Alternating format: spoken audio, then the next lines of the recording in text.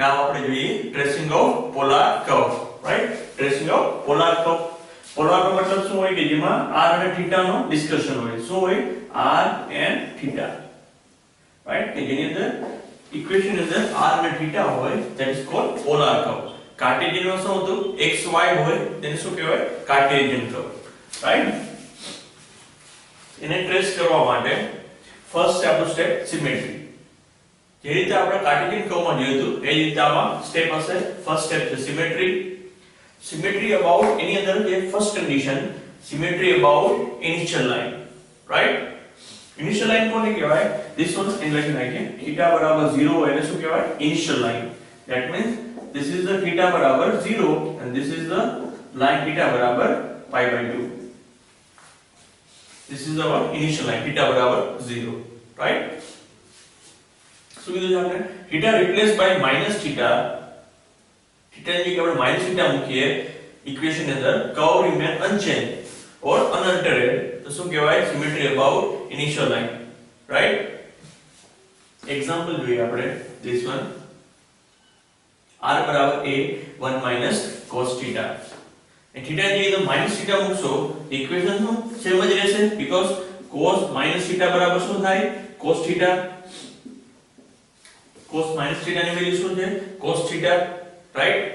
તો અહીં શું આવશે? અહીં લખી નાખ્યું sin minus θ બરાબર શું થાય?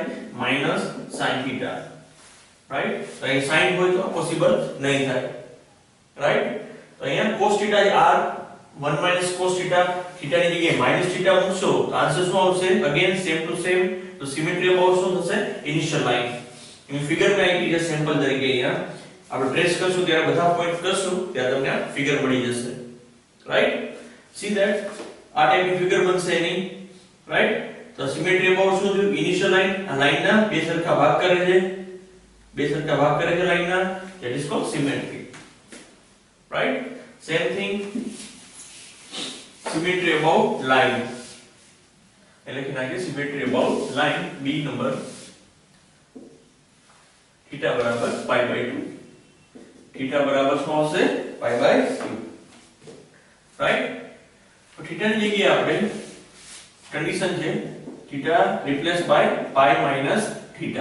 θ replaced by π minus θ, curve remain unchanged or unaltered. તો શું કહેવાય? symmetry about line, right? This is called line. An example જોઈએ આપણે. r બરાબર a 1 plus sin θ. ફિગર પર આપણે કરી નાખીએ. This kind of figure, right? જ્યારે sin નો ઉલ્લેખ આવશે ત્યારે શું આવશે? y અક્ષ અથવા θ બરાબર અહીંયા π/2 and θ બરાબર 0. તો symmetry about line, right? આ લાઈનના બે સરખા ભાગ કર્યા, right? See that a pi θ ની જગ્યાએ pi minus θ મૂકશો તો sin pi minus θ શું થાય? તો કે sin θ. and cos pi minus θ શું થશે? તો કે minus cos θ, right? sin pi minus θ એટલે શું થાય? sin θ. તેથી અહીં cos હોતા પોસિબલ ના બને, right? sin હોય અહીંયા તો શું આવશે? sin ની જગ્યાએ pi minus θ મૂકશો તો શું થશે? curve remain unchanged, means same to same રહેશે. symmetry about શું થશે? line, right? હવે ત્રીજી કન્ડિશન છે symmetry about pole. Third condition જોઈએ આપણે symmetry about pole. C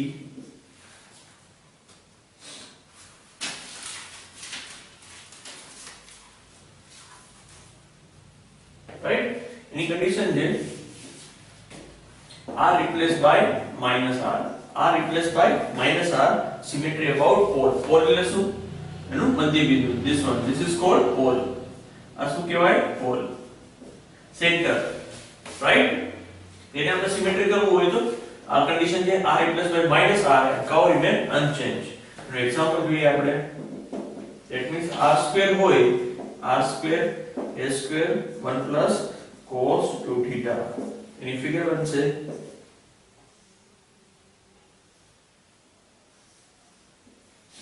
this kind of figure, right?